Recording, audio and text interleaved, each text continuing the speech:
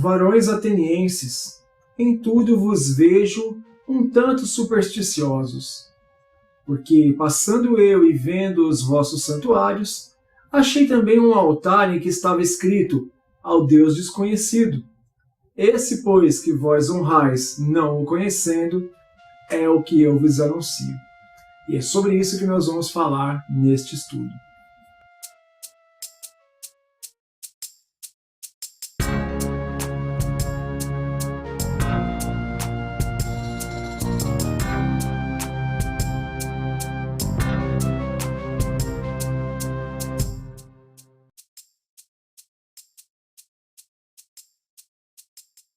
Olá, que bom te ter aqui para mais esse vídeo. Vamos estudar essa passagem magnífica do apóstolo Paulo pregando em Atenas, no Areópago.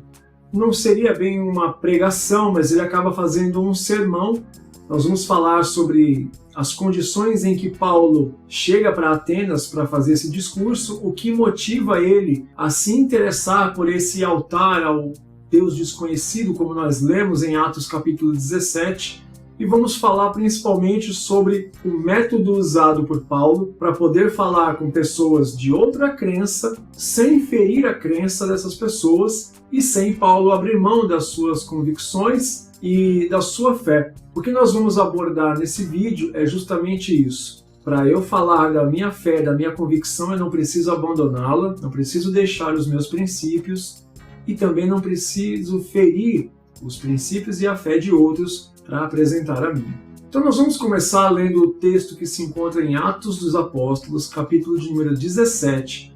Nós vamos ler a partir do versículo de número 16 até o versículo de número 23, que foi o versículo com que eu iniciei esse vídeo na chamada pré-vinheta. Então nós vamos ler esse texto e vamos começar a conversar sobre essa passagem que, na minha opinião, é a passagem mais sensacional da história de Paulo, porque vocês vão ver em que circunstâncias ele faz esse discurso, quem eram as pessoas que estavam ouvindo, qual era o local onde ele estava falando sobre isso. Tá? Tudo isso é muito importante para a nossa fé e a nossa forma de apresentar a nossa fé para as pessoas, sem agredir, sem ferir as pessoas, sem desrespeitar as suas crenças, mas apresentando nossas convicções com muita estratégia, respeito e amor. Vamos ler então Atos dos Apóstolos, capítulo de número 17, a partir do verso de número 16 até o verso de número 23. Diz assim a palavra do Senhor, Almeida Revista e Corrigida. E enquanto Paulo os esperava em Atenas, o seu espírito se comovia em si mesmo, vendo a cidade tão entregue à idolatria. De sorte que disputava na sinagoga com os judeus e religiosos, e todos os dias na praça com os que se apresentavam. E alguns dos filósofos epicureus e estoicos contendiam com ele. Uns diziam: "Que quer dizer este paroleiro?" E outros: "Parece que é um pregador de deuses estranhos, porque lhes anunciava a Jesus e a ressurreição." E tomando-o, levaram ao Areópago, dizendo: "Poderemos nós saber que nova doutrina é essa de que falas? Pois coisas estranhas nos trazes aos ouvidos. Queremos, pois, saber o que vem a ser isso." Pois todos os atenienses e estrangeiros, residentes de nenhuma outra coisa se ocupavam, senão de dizer e ouvir alguma novidade. Estando Paulo no meio do Areópago, disse: "Varões atenienses, em tudo vos vejo um tanto supersticiosos, porque passando eu e vendo os vossos santuários, achei também um altar em que estava escrito ao Deus desconhecido. Esse, pois, que vós honrais não o conhecendo, é o que eu vos anuncio." Então aqui nessa passagem sobre Paulo, nós vamos tratar de alguns pilares fundamentais para Paulo poder conversar com essas pessoas e se apresentar da maneira que se apresenta. Tem informações no texto que nós lemos que são muito importantes, mas nós vamos tratar especialmente do foco que Paulo dá ao altar ao Deus desconhecido. Nesse vídeo você vai conhecer a história desse altar, em que condições ele foi construído, quem foi a pessoa que idealizou esse altar, por que é que ele não tem um nome de um deus específico, ainda mais em Atenas que tem tantos deuses. Paulo conhecia essa tradição, esse mito, essa superstição, então nós vamos abordar tudo isso nesse vídeo. Eu tenho certeza que ele historicamente vai contribuir demais para o seu conhecimento. Então nós temos que estabelecer alguns pilares. Primeiro, em que condições Paulo estava em Atenas? Em Atos dos Apóstolos, capítulo 17, começa dizendo que ele estava passando por Anfípolis e Apolônia. Então Paulo percorre de Anfípolis para Apolônia, ele passa por Tessalônica e Bereia, até chegar na cidade de Atenas. Ele estava nessas cidades anteriores pregando e ele encontrou muita resistência e problema e agitação, especialmente dos judeus religiosos. Porque Paulo, agora cristianizado, convertido ao cristianismo, convertido à revelação salvadora de Jesus Cristo, Paulo pregava, como nós lemos aqui, a Jesus Cristo ressuscitado. E entre os judeus religiosos isso se tornou um grande problema. E nessas cidades por onde ele passou, ele acabou tendo que sair de lá fugido. Inclusive, uma das últimas cidades por onde ele passa é Bereia, onde ele diz a famosa frase de Paulo, que eu gosto muito, e ela é um dos pilares desse canal Metanoia, que é o versículo de número 11 do capítulo 17, onde ele passa por Bereia. Tendo saído de Tessalônica, passa por Bereia. O versículo 11 diz assim: ora, estes, falando dos bereanos, estes foram mais nobres do que os que estavam em Tessalônica, porque de bom grado receberam a palavra, examinando cada dia nas Escrituras se essas coisas eram assim.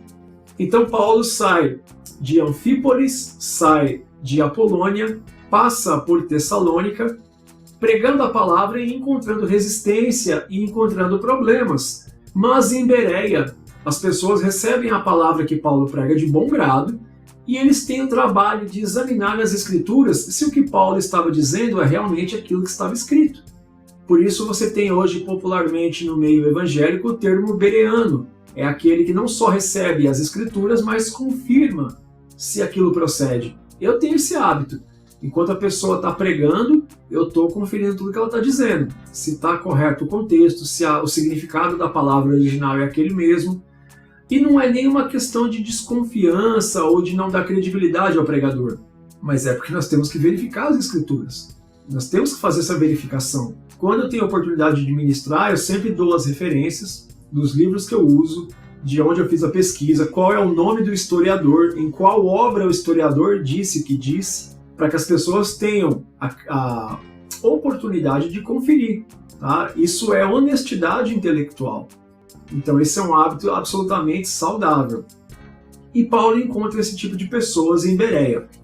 Mas ainda as pessoas que procuravam perseguir a Paulo, muito agitadas indo atrás dele, acaba sendo necessário que Paulo, ao anoitecer, na calada da noite, tenha que descer fugido para Atenas, como nós vimos anteriormente no mapa mostrando o caminho percorrido por Paulo. Ele tem que descer para Atenas, fugido porque os judeus religiosos e agitadores queriam dar cabo da sua vida. Então, Paulo, quando chega em Atenas, alguns dos seus amigos precisaram ficar para trás por causa de uma questão de logística, mas Paulo estava os aguardando. Então Paulo aguardava que Silas e Timóteo encontrassem com ele pouco tempo depois também em Atenas. E Paulo ele estava então instalado em Atenas e ele estava esperando que Timóteo e Silas chegassem e se encontrassem com eles para eles continuarem. Eles estavam passando na terceira viagem missionária de Paulo, eles estavam passando, olhando algumas igrejas e algumas cidades e até retornarem para Jerusalém. Então eles estavam fazendo o caminho inverso, como você viu no mapa, descendo para depois retornarem a Jerusalém. Paulo então ficou instalado poucos dias em Atenas aguardando Timóteo e Silas. E aí é interessante que Lucas ele vai escrever, e eu vou trazer a primeira referência do livro aqui, que é o livro Paulo, do Charles Swindoll. Charles Swindoll tem uma Bíblia de estudo comentada muito interessante e é um autor muito bom, muito sistemático. E esse livro, boa parte do que vai ser compartilhado com vocês aqui é tirado dessa obra, Paulo, de Charles Swindoll. E aqui ele traz uma informação de que Lucas, quando ele escreve que Paulo estava inquieto, como nós vimos aqui no verso de número 16, enquanto Paulo esperava em Atenas, o seu espírito se comovia em si mesmo. Esse termo em grego é paraxuneto, e é uma rapax legomena, quer dizer que é uma ocorrência única que acontece no Novo Testamento, tal qual o Theopnestos, por exemplo, que é divina inspiração ou divinamente inspirado. Esse paraxuneto quer dizer que o seu espírito se agitava dentro dele, o movendo a fazer algo. Que aí Charles Swindoll vai comentar que o espírito dele se aguçava, se irritava ou se estimulava internamente para ter alguma reação.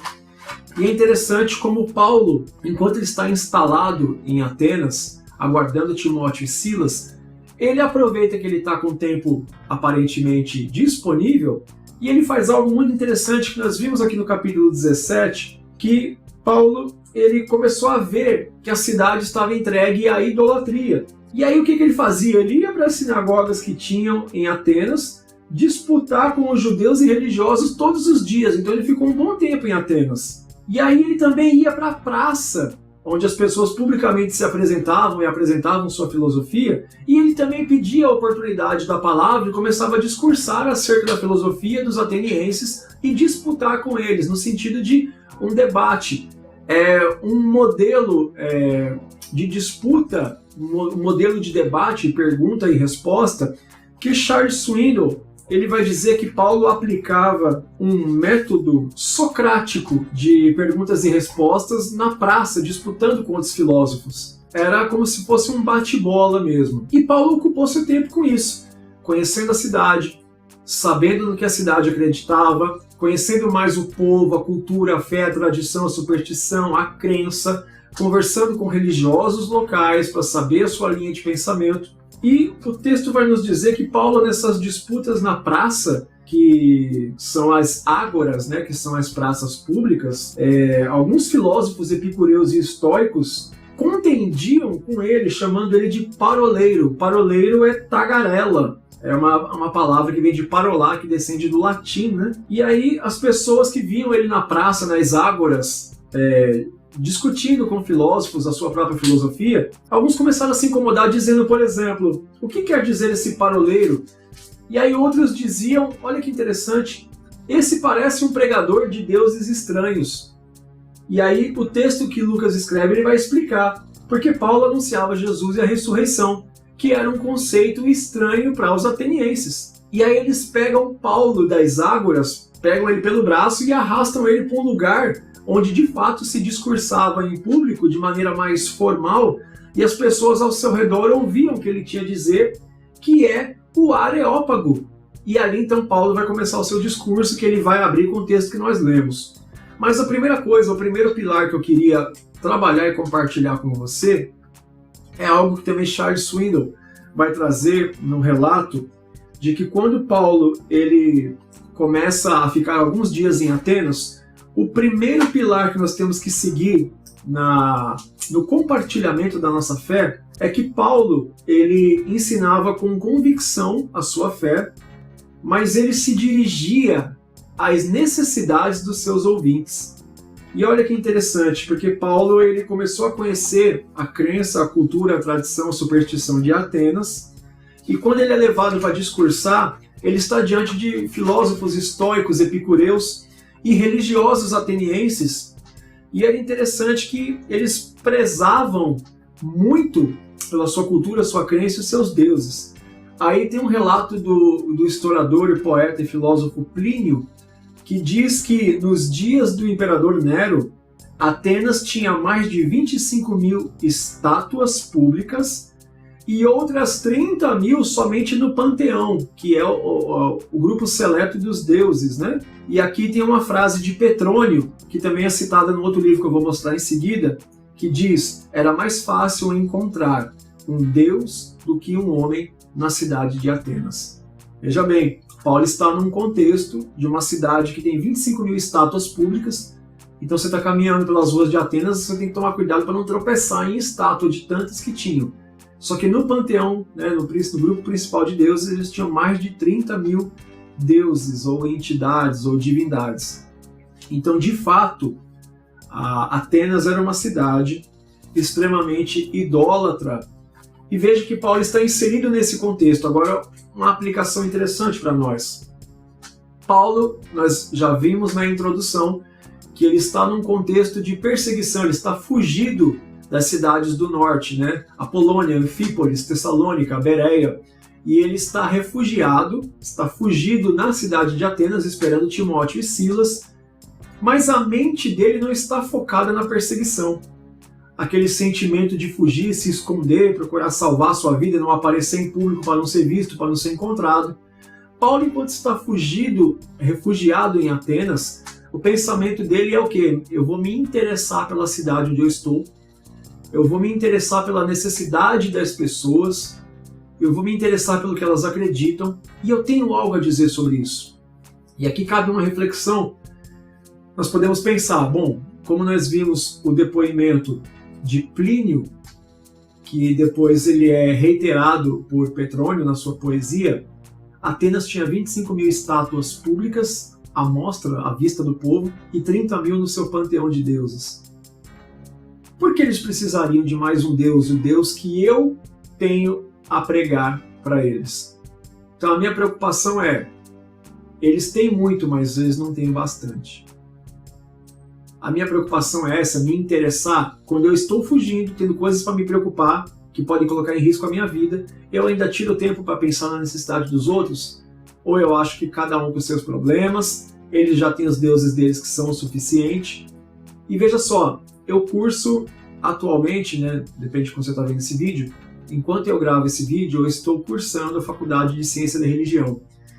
E algumas das matérias de outras crenças, de outro tipo de fé e de religião, elas dizem, os professores dizem que já há um grande movimento ecumênico pela preservação das religiões, onde se tem uma grande corrente querendo a proibição de você pregar a sua fé para uma pessoa que já tem uma fé.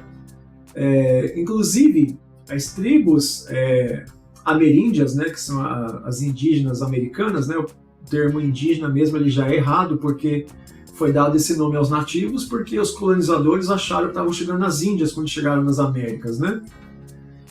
Então já existe um grande movimento de proteção de patrimônio da humanidade, patrimônio ambiental. Você vai ter aí a FUNAI, você tem a própria Unesco, né? Onde você não pode pregar para uma tribo, para uma aldeia que já tem uma crença, porque você está violando a crença natural dela e ela deve ser preservada como patrimônio cultural da humanidade. Eu nem discordo sobre respeitar as crenças, mas o que é que isso tem a ver com o caso da evangelização? Ora, veja bem, qualquer boa nova, e esse é o termo aplicado corretamente para o termo evangelho, evangelion, ou evangelia, que é boa notícia, boa mensagem, boas novas.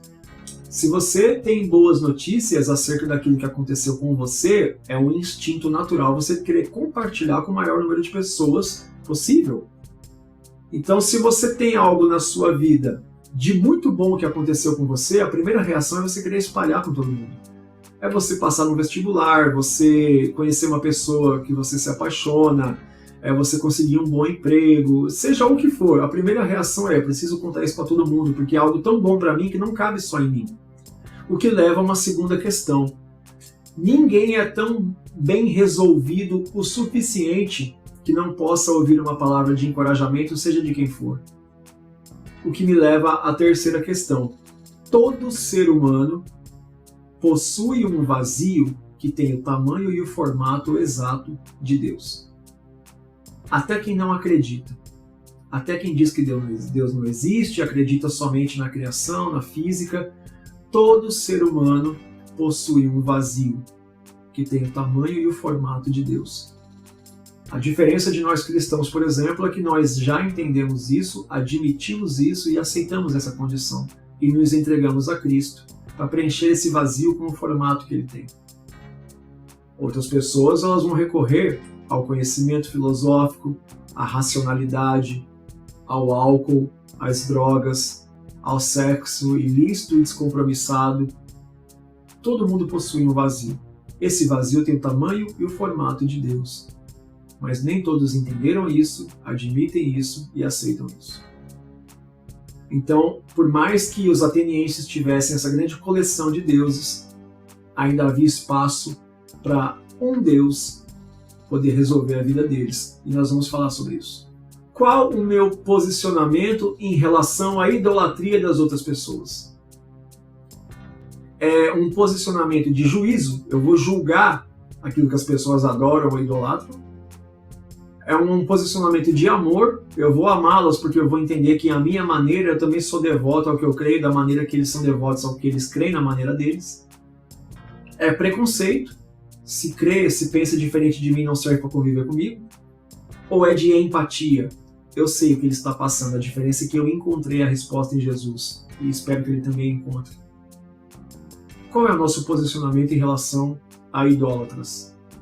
E aí, uma vez que Paulo decide começar a conversar com essas pessoas nas praças, nas ruas, até ele ser levado para poder falar e discursar abertamente no Areópago, nós vamos falar já de qual é a importância disso. Qual é o nosso posicionamento e a nossa postura em relação aos questionamentos?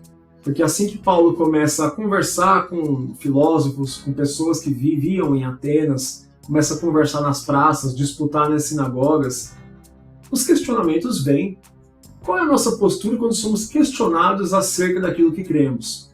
E eu recomendo que você assista o vídeo que eu fiz analisando o filme Herege. É uma análise apologética, onde eu falo ali sobre filosofia, religião, eu falo sobre o Zeitgeist. Eu recomendo que você assista, porque ali são questionamentos de pessoas que, de repente, querem que você justifique ou defenda aquilo que você acredita. E veja que Paulo estava praticamente sozinho defendendo a sua crença e contando a sua mensagem de esperança cristocêntrica numa cidade extremamente idólatra. E veja que Paulo é questionado pelos filósofos. Então, qual é o nosso nível de preparação para responder os questionamentos que podem vir acerca da nossa fé? Ou será que nós somos daquele grupo de que política e religião não se discute?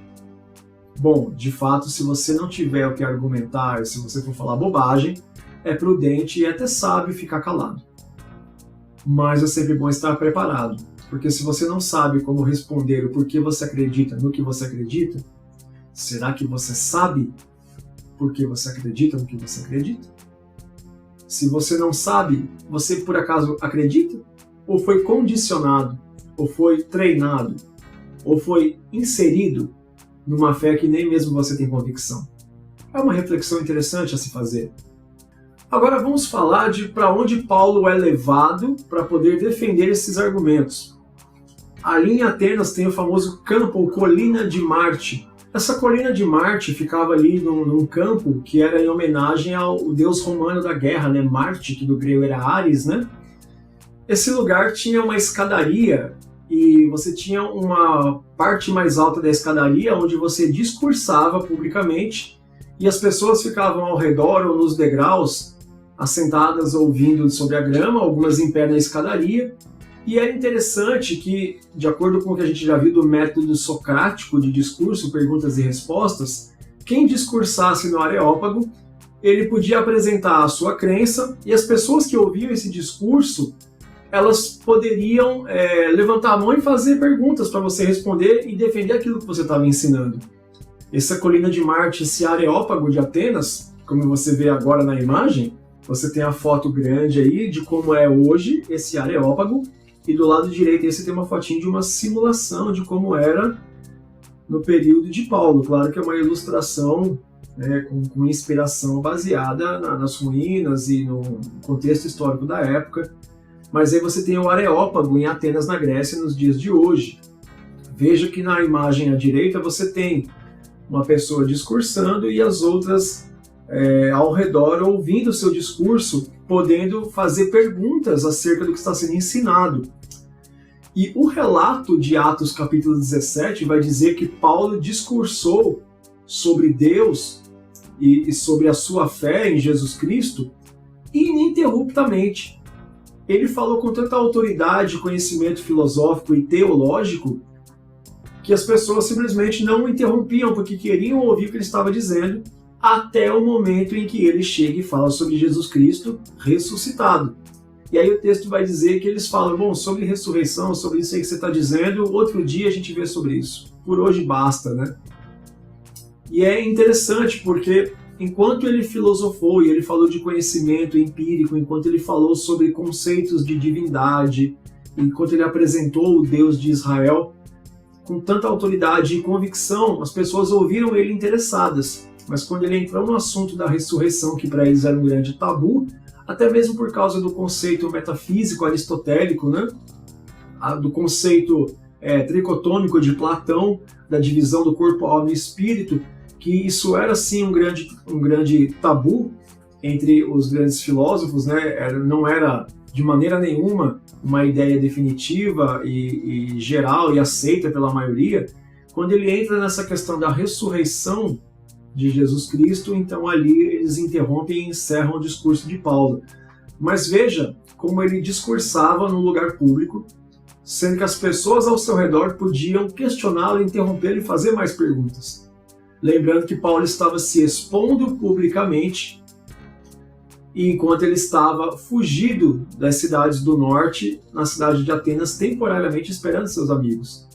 Às vezes nós estamos tão ocupados com os nossos problemas do dia a dia, com as nossas ocupações, que nós achamos que já estamos atarefados demais, preocupados demais, sobrecarregados demais para tirar um pouco do nosso tempo e nos interessar pela necessidade das pessoas e apresentar uma fé que pode ocupar um vazio na vida dessas pessoas, por mais que elas já tenham outras fés.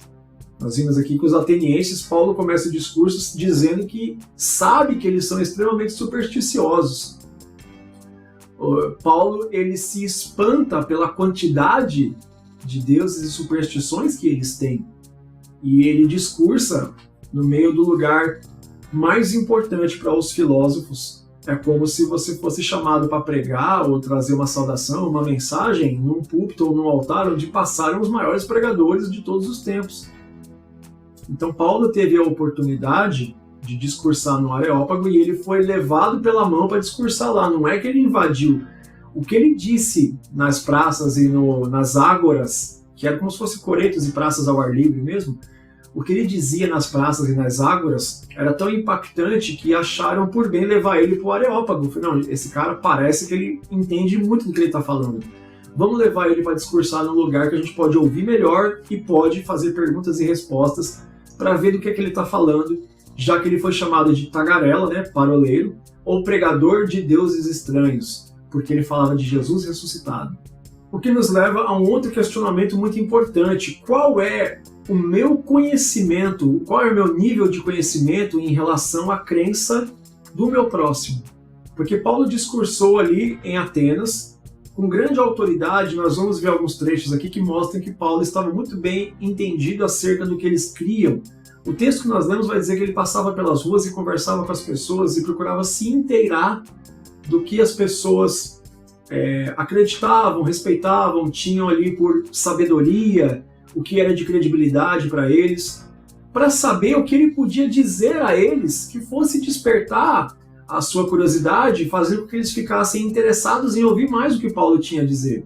Então, qual é o nosso nível de conhecimento acerca daquilo que o meu ouvinte, o meu público-alvo conhece, acredita, tem como importante?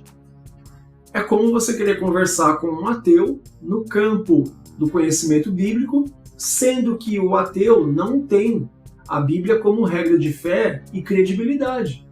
Você vai ter que conversar com ele, então, no quê? Você vai ter que conversar no campo da filosofia, da física, das ciências exatas. Então você tem que, de repente, conhecer, talvez, Darwin, a origem das espécies, enfim.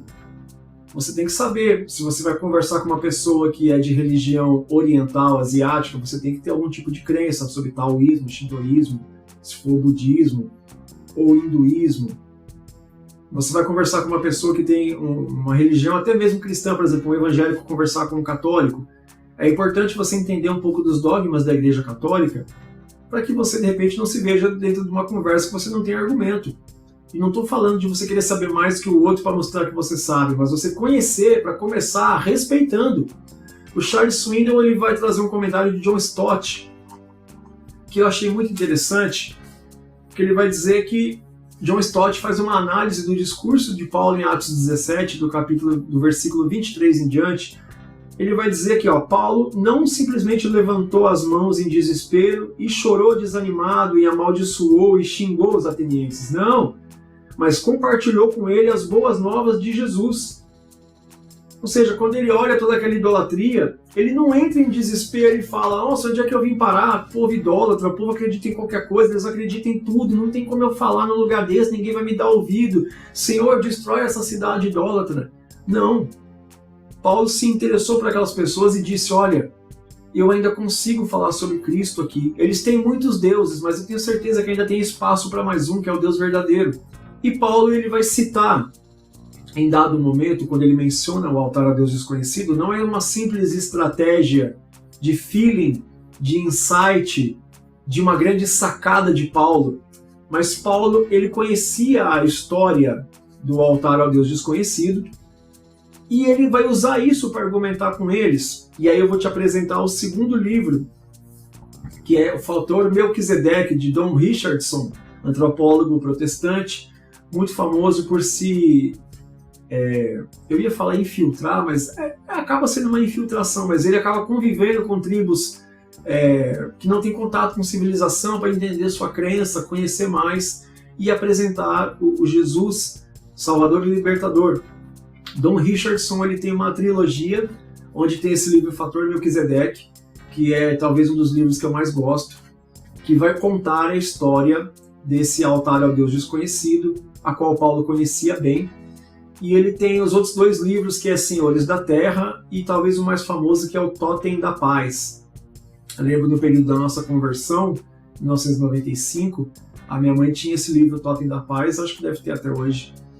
E Don Richardson ele é um grande especialista em conhecer a fé das tribos, dos povos mais isolados, sem contato com a civilização, e evangelizá-los com amor, sem ferir a crença de ninguém. E ele relata muitas dessas experiências nos seus livros, e aqui particularmente ele vai falar sobre essas crenças de outros povos e como muitas delas até são próximas, são muito semelhantes com a nossa crença. E aqui ele vai relatar a história do altar ao Deus desconhecido. Então a história vai dizer 600 anos aproximadamente antes da visita de Paulo a Atenas, a cidade de Atenas ela passou por uma grande praga. Eles, na crença deles, acreditavam que era um castigo dos deuses a uma conduta imprópria do rei de Atenas na época, que é o rei Megacles, e a cidade teve uma praga. Teve um grande problema na colheita, e aí acabou prejudicando a alimentação dos animais, os animais começaram a morrer e as pessoas começaram a ficar doentes. O povo de Atenas então procurou o oráculo da cidade, a sacerdotisa Pítias, que era o oráculo da cidade de Atenas. Eles procuraram ela para saber, olha, nós sacrificamos a todos os deuses que nós conhecemos para resolver o problema dessa praga e nada resolve. E é a sacerdotisa Pítia, né, que era a oráculo de Atenas, ela fala, ainda tem um Deus que vocês não aplacaram a ira dele, mas eu não sei o nome. E vocês precisam sacrificar a esse Deus para ele aplacar a ira e retirar a praga que está sobre Atenas. Então, através da pessoa de Nícias, o povo de Atenas, né, envia, depois de um grande conselho, que eles se reuniam na colina de Marte, no Areópago, para tomar algumas decisões também, eles decidem enviar Nícias. E Nícias, conversando com a sacerdotisa Pítia, Nícias ele é orientado a ir até a ilha de Creta para encontrar um profeta que ali havia de nome Epimênides. Então, conversando com os anciãos de Atenas e as autoridades, eles concordam de enviar Nícias para a cidade de Creta, né, para a ilha de Creta, encontrar esse profeta e levar ele para Atenas para ele ver como resolvia essa questão da praga. Então ele vai para a ilha de Creta, ele pega ali esse profeta Epimênides de Creta, leva para Atenas, e é interessante que o relato de Don Richardson aqui no livro vai dizer que quando Epimênides acaba de desembarcar em Creta, ele se surpreende e ele teria dito uma frase: nunca vi tantos deuses. né, e que eles eram muito supersticiosos. E veja que é o mesmo espanto que Paulo tem quando chega em Atenas, né? E aí o relato vai dizer que Nícias responde para Epimênides, fala, nós temos várias centenas de deuses. E aí ele vai fazer uma citação de Petrônio, que nós já vimos, né? Ele vai dizer, aqui é mais fácil encontrar deuses do que homens. É uma citação de Petrônio aqui no relato. E Nícias vai dizer, é verdade, eu não sei quantos provérbios já foram feitos sobre Atenas, né? Como a cidade saturada de deuses, com a mesma facilidade que se tira uma pedra da pedreira, outro deus é trazido para a cidade. E eles vão dizer, a Nícias vai dizer para Epimênides, né? Ao que parece, apesar do que eu disse, nós atenienses ainda precisamos de mais um deus, que a ira dele não foi aplacada, e aí é o que Epimênides vai dizer. Então, Epimênides andando pela cidade de Atenas e vendo esses muitos deuses e os altares, ele acaba ali na colina de Marte, naquele campo, ele acaba parando e observando, e olha que interessante, a história vai dizer que os líderes, os sábios, os anciãos ali de Atenas falam, Epimênides, e aí? Você andou, viu tudo, o que nós vamos fazer para resolver o problema da praga? E aí Epimênides ele faz algo muito interessante, ele fala, olha, pega todas as ovelhas, as brancas, as pretas, as malhadas, faz elas irem para o aprisco, né, para o celeiro, faz elas dormirem essa noite sem comer. Faz elas irem dormir em jejum. Amanhã, bem cedo pela manhã, soltem ela pelo pasto. E vocês vão fazer o seguinte, acompanhando as ovelhas, faça com que vão pedreiros, que possam colocar pedras e argamassa. E aonde essas ovelhas que estarão em jejum, com muita fome, aonde essas ovelhas pararem, observarem o pasto, não comer, e se deitar sobre aquele lugar e não comer a grama, é porque elas respeitaram aquele local do pasto como tendo uma divindade ali. Olha a estratégia de Epimênides. E aí onde as ovelhas fizerem isso, pede para os seus pedreiros pegar argamassa, pedra e fazer ali altares. E eles fazem isso, eles soltam as ovelhas, né? Eles fazem ela passar toda a noite em jejum, vão dormir em jejum. Outro dia cedo ele solta, aí sai aquele monte de ovelha pelo pasto, muitas delas comendo, né, se alimentando naturalmente, até que eles reparam que alguma para, observa, não come, e ela se ajoelha em um local específico. E aí alguém grita, aqui pessoal, uma delas fez o que Epimênides falou, ela não comeu, ela se ajoelhou nesse local aqui e encostou. E aí Epimênides fala, ok, aí onde ela fez isso, pede para o pedreiro fazer um altar. E de fato ele faz um altar. E aí ele fala, agora pega essa ovelha e sacrifica nesse altar. Aí o pessoal fala, ok, mas a que Deus nós vamos sacrificar essa ovelha? Nós precisamos de um nome. Aí Epimênides fala, vocês sabem o nome? Porque eu tampouco sei. E aí a tradição, a mitologia vai dizer que então eles colocam uma inscrição Agnosto Theos, Deus desconhecido. Nós não sabemos o nome. E quando eles sacrificam a ovelha nesse altar ao Deus desconhecido, a praga então ela cessa, porque a chuva volta, resolve esse problema das colheitas, resolve o problema da doença e da alimentação dos animais, resolve o problema da cidade. Então esse altar ao Deus desconhecido de Epimênides virou um grande mito. Epimênides ficou muito famoso, que depois o pessoal de Atenas fez uma estátua para ele, porque ele resolveu o problema da praga. Afinal de contas, Atenas não precisa de muita oportunidade ou justificativa para fazer mais uma estátua para mais um deus, né? Então, Epimênides fica muito famoso por isso. Epimênides ficou muito famoso e escreveu poesias, e é interessante que Paulo vai citar poesia de Epimênides, por exemplo, quando ele escreve a carta para o seu discípulo Tito. Tito, capítulo 1, verso 12, né? Olha que interessante, para a gente passa despercebido, né? Mas olha, Tito, capítulo 1, verso 12, o que vai dizer? Paulo vai dizer aqui para Tito, né? Um deles, o seu próprio profeta, disse, os cretenses são sempre mentirosos, bestas ruins, ventres preguiçosos. Essa é uma poesia de Epimênides, que está na 15ª edição da Enciclopédia Britânica. E Paulo usa essa menção porque o seu discípulo Tito está na ilha de Creta com uma igreja que eles fundaram ali. E é interessante porque Epimênides foi buscado na ilha de Creta para resolver o problema de Atenas. E por quê? E aqui nós vamos fazer um link importante. Veja que Paulo conhecia a tradição e a história do altar ao Deus desconhecido na cidade de Atenas, e esse altar é resultado de, talvez seja ali uma superstição, talvez seja a fé, o que for, a ação proveniente de um profeta vindo de Creta, que era Epimênides, muito famoso, Epimênides de Creta.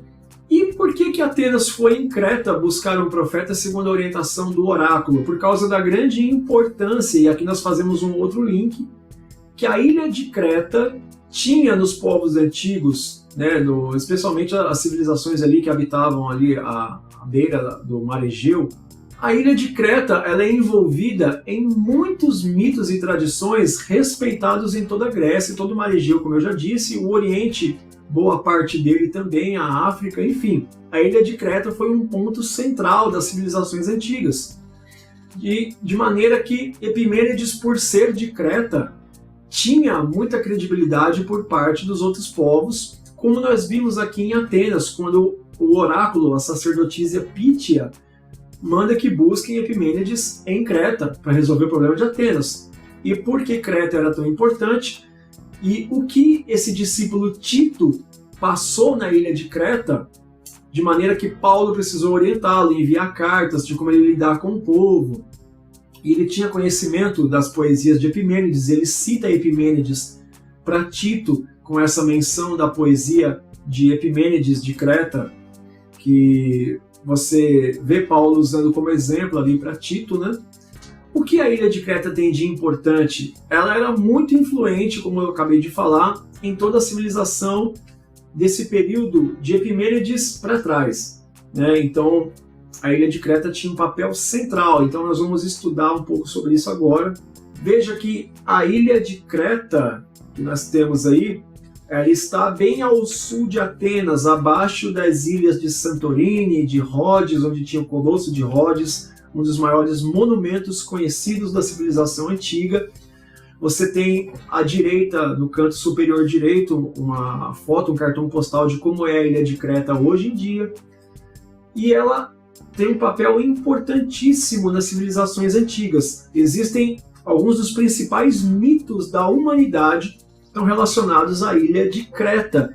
Nós vamos entender o porquê, um pouquinho do porquê Epimênides, por ser de Creta, tinha tanta credibilidade e foi levado para resolver o problema de Atenas, que gerou esse mito do altar ao Deus desconhecido. Tudo começa praticamente com o famoso mito de Europa. Eu já falei sobre isso num episódio da minha série Apocalipse. Se você não assistiu, tá marcando bobeira, assiste lá. O episódio que nós estudamos o capítulo 17 e 18 do Apocalipse, a mulher montada sobre a besta. Eu falo sobre o mito de Europa, mas eu vou trazer ele para você aqui, relacionado aos outros mitos da ilha de Creta, para você entender a importância. Então existem alguns mitos relacionados à ilha de Creta. Você tem, por exemplo, o mito do touro de Creta, que é o mito de Europa, o mito do rei Minos, que seria o período minoico, que tem o período grego minoico, tem esse nome por causa da influência do rei Minos. Você tem o mito do labirinto do Minotauro e o mito de Atlântida. Tudo isso faz com que a ilha de Creta seja um dos pontos centrais mais influentes da mitologia e das civilizações antigas. Então, só para você ter uma ideia, nós temos que começar com o mito de Europa. O mito vai dizer que Agenor morava em Atenas, tinha uma filha de nome Europa, muito bela, e Zeus ele se apaixona por ela, e olha só, ele se transforma num touro para seduzir a Europa. E pior ainda, ela se apaixona por esse touro. Então, numa espécie de sequestro, Zeus ele pega Europa, coloca ela nas suas costas, né, ele transformado em touro, e ele nada de Atenas até a ilha de Creta com a Europa. O mito vai dizer que o pai dela, Agenor, ele vai até a beira-mar, então, e diz que durante todo o período do restante da sua vida, Agenor gritava o nome da sua filha aos mares, na esperança de ela voltar para casa. Ele grita então, até o fim da vida, ele grita todos os dias, Europa, Europa, Europa. O mito vai dizer que esses gritos do pai Agenor, chamando sua filha Europa incessantemente dia após dia, podia-se ouvir a voz dele de qualquer lugar da Grécia e de qualquer ilha ao redor que você ouvisse. Por essa razão, o continente ali ao redor, todo o aglomerado de ilhas e as terras ali gregas e macedônias, acabaram se estendendo por todo o continente o nome de Europa, porque diz que em toda aquela extensão de terra podia-se ouvir a voz de Agenor chamando sua filha. Então nós temos o mito de Europa, e como o continente europeu teve esse nome, e o mito do touro de Creta. O touro de Creta que também está envolvido em uma tradição, né, que é uma obra da qual não se pode bater o martelo e dizer que ela é verídica, autêntica, que ela é fidedigna, que são os 12 trabalhos de Hércules, onde um desses trabalhos de Hércules é ir até Creta abater o touro de Creta. Então olha que interessante, dessa relação zoofílica, né, você tem Europa e o touro de Creta dando à luz a 3 filhos, que são Minos, Sarpedão e Radamanto. E aí, no caso, o touro de Creta, que é Zeus, não vive com ela, mas já fez 3 filhos nela. Zeus ele volta a ser o que ele é, que é Zeus, e fazer o que é melhor, que é sair engravidando as humanas. Então, o rei da ilha de Creta, né, Astério, ele casa com a Europa e cria esses 3 filhos. Futuramente, então, depois de grande já, o rei Minos, que é um dos 3 filhos de Europa, na mitologia grega, então, ele sendo um semideus, né, filho de Zeus com Europa, ele se torna um grande governante, um postulante a rei de Creta. E essa ilha de Creta, ela tinha povos ali muito prósperos, e no período em que Minos foi o rei da ilha de Creta, foi o período que nasceram ali também, por ele ser semideus, nasceram outros grandes homens, né, os gigantes, os homens valentes da mitologia grega, muitos dos heróis, os soldados mais bravos, e isso desdobrou em outros mitos que foram para outros povos. Então, os homens que vêm da ilha, e até no Gênesis é interessante que você tem menção aos homens que habitavam os mares, ou os homens que habitavam ilhas, após a descendência de Noé se espalhar, né, em que se estabeleceu em ilhas ao norte. Você vai ter esse relato em Gênesis capítulo de número 10, aí a partir do verso 2, os filhos de Jafé são Gomer, Magog, Madai, Javá, Tubal, Meseque e Tiras. Os filhos de Gomer são Askenaz, Rifate e Togarma. Os filhos de Javã são Elisã, Tarsis, que alguns dizem que depois seria a Espanha, né, que é para onde Jonas teria fugido ou tentado fugir, e Quitim e Dodanim. Por estes foram repartidas as ilhas das nações e suas terras, cada qual segundo a mesma língua, segundo as suas famílias, entre as suas nações.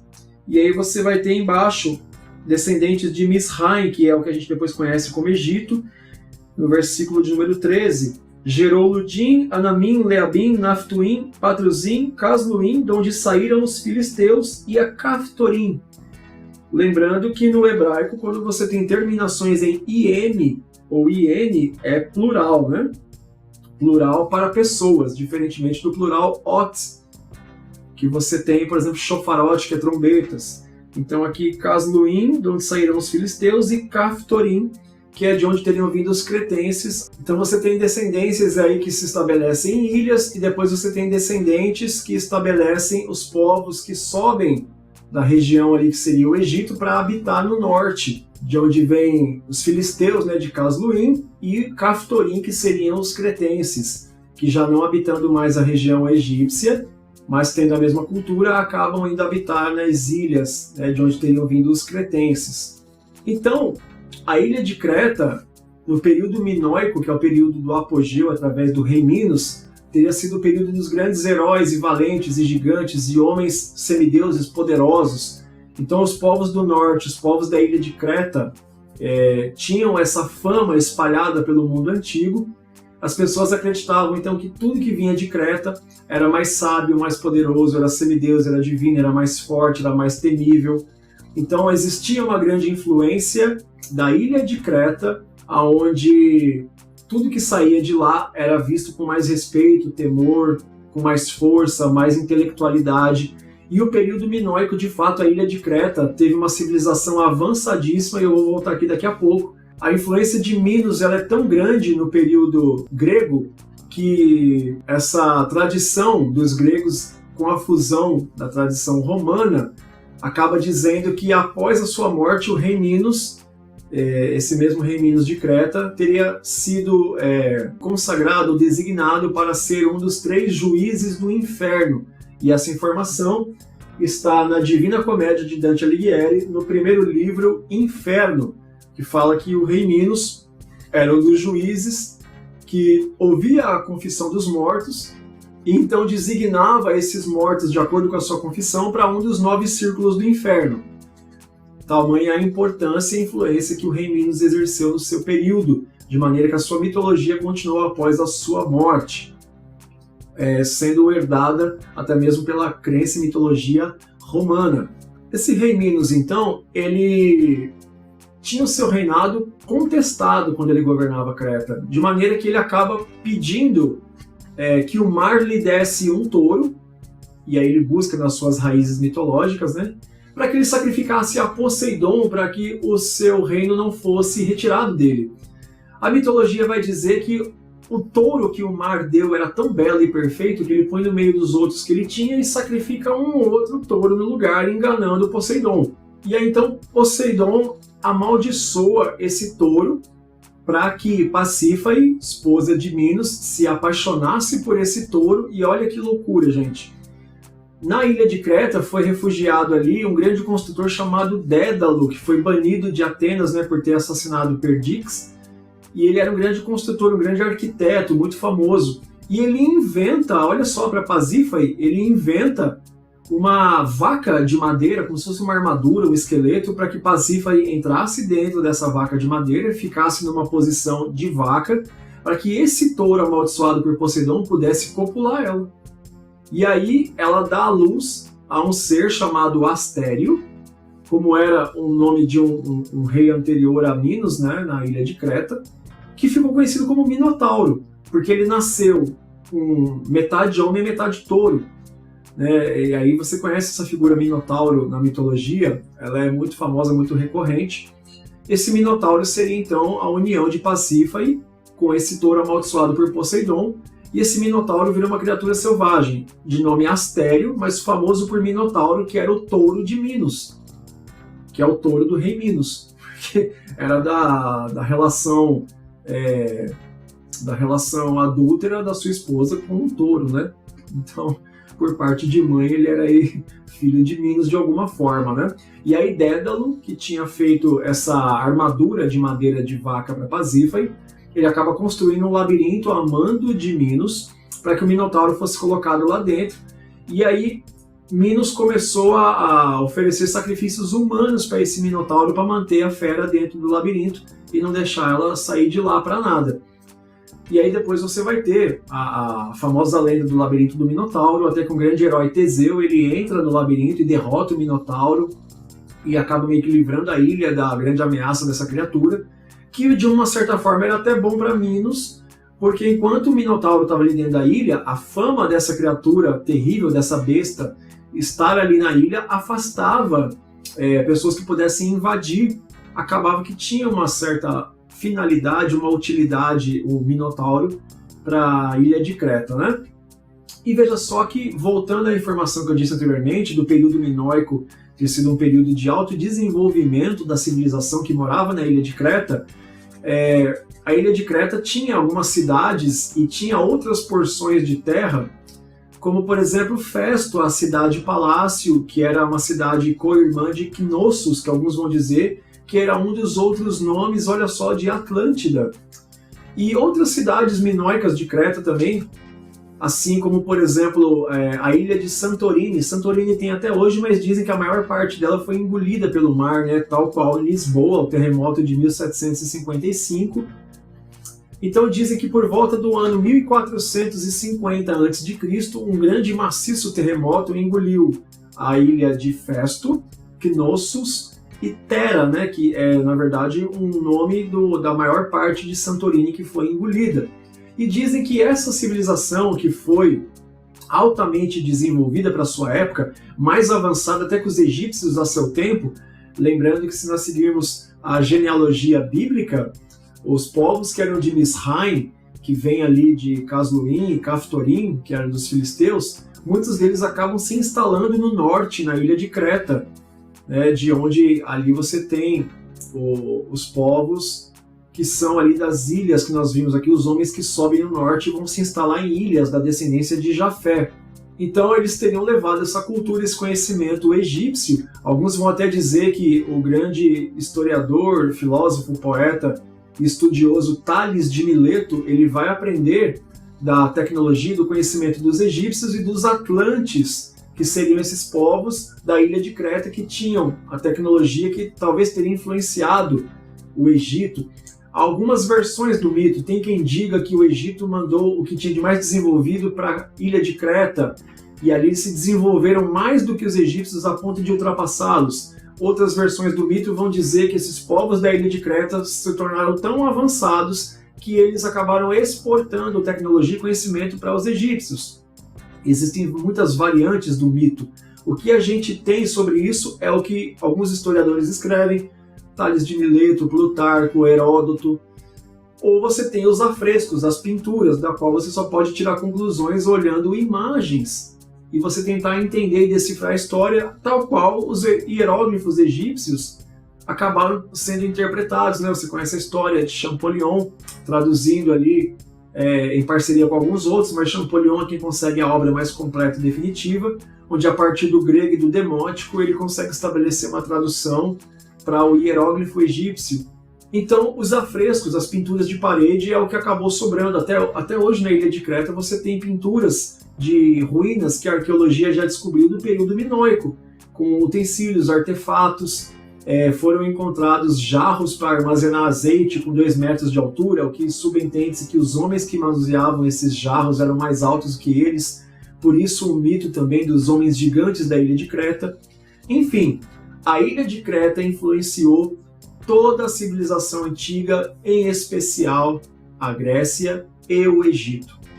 Por isso que eu tenho um vídeo também, que está na descrição, que eu falo sobre os povos e o mundo pré-diluviano, que a civilização pré-diluviana era mais avançada do que nós somos hoje. Eles conseguiam tecnologias mais avançadas e resultados mais precisos do que nós conseguimos hoje com eletricidade. Eles conseguiam isso sem energia elétrica, o que explicaria a grande tecnologia da construção das pirâmides, por exemplo, e dos grandes zigurates, né? Inclusive, essas informações que eu estou trazendo sobre essa mitologia de Atlântida, a associação dela com a ilha de Creta, com as cidades engolidas de Knossos, de Festo, de Tera, de grande parte de Santorini, está nesse livro de Gavin Menzies, O Império Perdido de Atlântida. Não é uma narrativa de ficção, mas é um livro de pesquisa e investigação com documentos e fotos reais. Esse Gavin Menzies é um aposentado da Marinha Britânica, e aqui tem muitas ilustrações, tem lugares que ele teria visitado, com fotos de utensílios que ele encontrou nas escavações, nas ruínas, na própria ilha de Creta. E são documentos históricos e verdadeiros onde ele traz todo esse contexto histórico dessa relação da ilha de Creta, tanto com a Grécia, a Macedônia, quanto mais ali para baixo, o norte da África, especialmente o Egito. Tá? E como essa ilha teria sido um grande centro cultural e tecnológico que influenciou os arredores. Então é desse livro que eu tiro essas informações, dessa associação mitológica de Atlântida, que teria sido engolida num grande terremoto em 1450 a.C. Esse terremoto seria uma consequência de uma reação de como as placas tectônicas se comportaram ao seu rompimento durante o ato do dilúvio, que o dilúvio vai dizer que as fontes do abismo se romperam. Então nós entendemos como a famosa tese da deriva continental, que é como de uma porção seca, a Pangeia, ela se rachou entre várias outras porções que são os continentes como conhecemos hoje. E durante esse período de rompimento das placas tectônicas, uma das consequências dele é o mar engolir boa parte da ilha de Creta, como grande parte de Santorini, Festo, Knossos e Tera. Veja a grande influência da ilha de Creta sobre a sabedoria, a cultura, a religião e a crença das civilizações ao seu redor, como também a Grécia dos atenienses. E Paulo tinha conhecimento sobre isso, porque ele cita Epimênides para Tito em Creta. No mesmo discurso de Atos dos Apóstolos, capítulo 17, Paulo vai citar uma poesia a Zeus, do poeta ateniense Aratus de Soli, quando ele vai dizer: nós somos filhos dessa geração, nos versos 27 e 28, né, chamada poesia a Zeus, de Aratus de Soli. Paulo cita ela em seu discurso. E é interessante como Paulo, ao fim do seu discurso, argumentando filosofia, metafísica, fé, trazendo poetas de conhecimento dos gregos, quando ele fala sobre a ressurreição de Cristo, o texto vai dizer que eles falam sobre isso, conversamos outro dia. Mas o discurso de Paulo acabou não sendo em vão e uma grande demonstração de sabedoria, não. O texto vai dizer, então, que pelo menos uma pessoa que a tradição vai dizer que futuramente seria bispo em Atenas, acaba se convertendo porque se interessa pelo discurso de Paulo, que é Dionísio. E olha só, Dionísio na mitologia grega tem uma relação com esse conceito de ressurreição dos mortos. Talvez por causa da história da sua família, da sua tradição familiar, esse rapaz de nome Dionísio se interessa pelo discurso de Paulo, se converte, e a tradição vai dizer que futuramente ele seria bispo na cidade de Atenas, de uma das igrejas fundadas ali para espalhar a mensagem de Cristo. Então, alguns dos nossos pilares de estudo. Qual é a minha abordagem ao falar da crença do próximo? Será que ela é uma demonstração de respeito? Ela tem que ser uma demonstração de respeito. Ela tem que ser de compaixão. Ela tem que ser de empatia. Mas nunca deixando de lado as nossas convicções e a autoridade na palavra de Cristo, que é o que Paulo faz. Você vai ver que Paulo não vem com um discurso desrespeitoso para cima dos atenienses. Paulo não vem dizendo a eles que eles são idólatras, supersticiosos, bobos, tal qual Epimênides fez, né? Ele falou: olha, vocês têm já muitos deuses, mas certamente falta um Deus que vocês ainda não se achegaram a ele para resolver o seu problema. E aí eu repito o que eu disse no começo. Todo ser humano tem um vazio que tem o tamanho e o formato de Deus. Ele só precisa entender isso, aceitar, admitir e se entregar a Cristo. E é o que Paulo vê, olha, vocês têm de fato muitos deuses, mas esse altar ao Deus desconhecido que vocês sustentam até hoje, 600 anos depois de Epimênides, esse Deus desconhecido, esse agnóstico theos, esse Deus desconhecido, é o Cristo que eu venho anunciar a vocês. O que é que nós podemos aprender de tudo isso, essa história, essa mitologia toda? Todos os nossos ouvintes têm crenças e necessidades específicas, têm tradições familiares, têm cultura própria. Para que eu fale da minha fé, das minhas convicções, eu sempre tenho que começar respeitando a crença, a convicção e a tradição dos meus ouvintes. Principalmente se eu vou me dirigir a pessoas que não têm a mesma fé que eu. Dentro de uma igreja onde todo mundo crê na mesma coisa, onde todo mundo tem a mesma convicção, o mesmo livro sagrado, a mesma profissão de fé, eu tenho que ter essa preocupação. Que dirá se eu for discursar ou pregar para aqueles que têm crenças e fé diferente da minha? Então, de tudo que nós estamos estudando aqui, o que é que eu tenho que aprender? Eu preciso respeitar a diversidade das pessoas, para que então eu possa compartilhar a minha particularidade com elas. Eu tenho que respeitar as crenças, respeitar a fé, a tradição, a criação, o costume familiar, tudo que as pessoas acreditam. Eu preciso me interessar por aquilo que elas creem. Eu tenho aqui, eu já mencionei no vídeo da análise do filme Herege, eu tenho aqui para mostrar para vocês Epopeia da Criação, Enuma Elish, seria o Gênesis sumério, né, babilônico. Eu tenho Bhagavad Gita, que seria a cosmogonia e a teogonia dos hindus, que vai ter Vishnu, vai ter Krishna, Arjuna.